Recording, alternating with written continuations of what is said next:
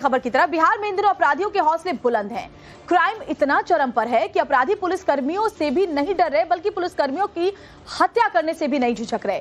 पिछले 2 दिनों के अंदर बात करें तो बिहार के मुंगेर और अररिया में 2 पुलिस कर्मियों की निर्मम हत्या कर दी गई है। ताजा मामला मुंगेर से सामने आया है, जहां 2 पक्षों के बीच विवाद को शांत कराने गए एएसआई पर धारदार हथियार से हमला कर दिया गया, जिसके बाद एएसआई को गंभीर हालत में अस्पताल में भर्ती करवाया गया। इलाज के दौरान एएसआई ने दम तोड़ दिया, सिर पर गहरे जख्म के निशान थे। बता दें, ये कोई पहला मामला नहीं है। बीते बुधवार भी अररिया से एएसआई मामला सामने आया था। कुछ ग्रामीणों ने फुलकाहा थाना के एएसआई राजीव कुमार की पीट कर हत्या कर दी थी। घटना तब हुई जब पुलिस एक अपराधी को पकड़ने लक्ष्मीपुर गांव गई थी। अपराधी को छुड़ाने के लिए ग्रामीणों ने पुलिस पर ही धावा बोल दिया, जिसके बाद एएसआई राजीव कुमार की मौत हो गई थी। इस मामले में अभी जो नाराजगी लोगों के अंदर है वो थमी भी नहीं थी कि मुंगेर में एक बार फिर से एक एएसआई की जान ले ली लोगों ने। और बताया जा रहा है कि अपराधियों ने सिर पर धारदार हथियार से वार कर दिया, जिसके बाद वो गंभीर रूप से घायल हो गए। एएसआई संतोष कुमार मुंगेर में जिन्हें अस्पताल ले जाया गया और वहां उन्होंने दम तोड़ दिया। तो जरा सोचिए कि यही सुशासन है। आखिर बिहार में कानून व्यवस्था का हाल क्या है? जब पुलिसकर्मी खुद सुरक्षित नहीं है तो आम लोगों की फिर भला कौन सुध लेगा? वहीं बिहार में बढ़ते अपराध को लेकर सियासत भी तेज है। 2 दिन में 2 पुलिसकर्मियों की हत्या के बाद आरजेडी प्रवक्ता मृत्युंजय तिवारी का बयान सामने आया। उन्होंने इन 2 हत्याओं को लेकर नीतीश सरकार पर जमकर निशाना साधा है।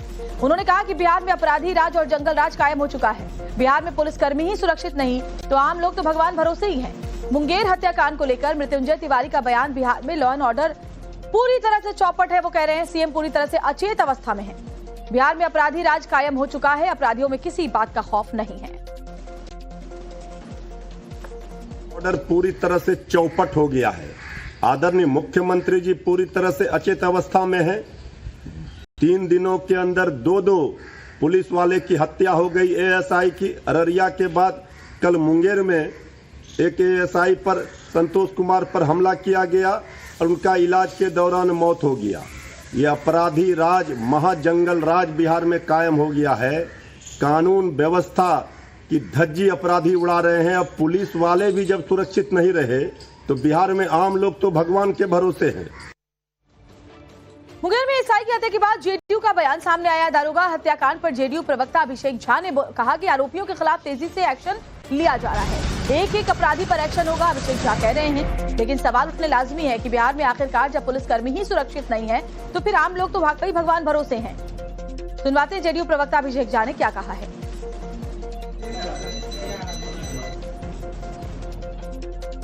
मुंगेर के मुफस्सिल थाना क्षेत्र में 2 पक्षों के बीच विवाद होता है। 112 पर पुलिस को जानकारी दी जाती है।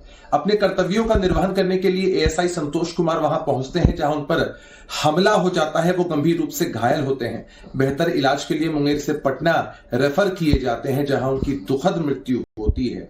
यह घटना अत्यंत पीड़ादायक है। उनके परिवारजनों के साथ हमारी संवेदनाएं हैं। उनकी कुर्बानी को हम हमेशा याद रखेंगे।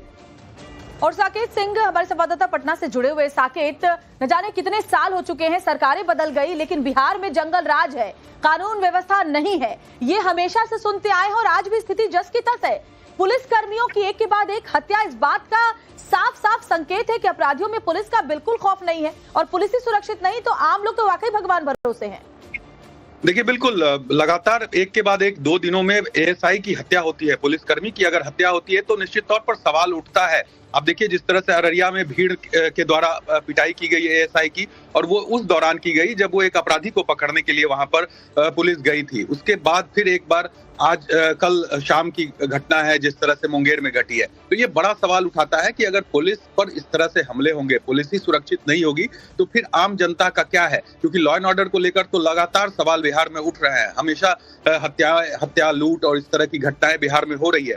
बावजूद इसके जो ये स्थिति है वो बदल नहीं रही है, थम नहीं रही है। डीजीपी खुद इस मामले पर आकर उन्होंने बयान दिया था कि जब भी इस तरह की रेड में अगर पुलिस जाती है तो उनके साथ 2-3 थानों की पुलिस को वो लेके जाए अपने साथ। तो आप समझिए पुलिस खुद किस तरह से डरी हुई है इन चीजों को लेकर। अब देखना होगा। 2 अपराधियों की गिरफ्तारी हालांकि अभी हुई है मुंगेर वाली घटना में। इसी तरह अररिया में भी गिरफ्तारी की गई है पुलिस के द्वारा। लेकिन सवाल यह है कि हत्या हो जाती है, किसी घटना के बाद किसी की गिरफ्तारी हो, उससे पहले क्यों नहीं कार्रवाई होती है? ये तमाम ऐसे सवाल है जो विपक्ष के द्वारा पूछे जा रहे हैं। सवाल उठने लाजमी भी है, विपक्ष को पूछना भी चाहिए। बहुत बहुत शुक्रिया साकेत, तमाम जानकारी हम तक पहुंचाने के लिए। आगे भी अपडेट इस मामले से जुड़ी हुई आपसे लेंगे।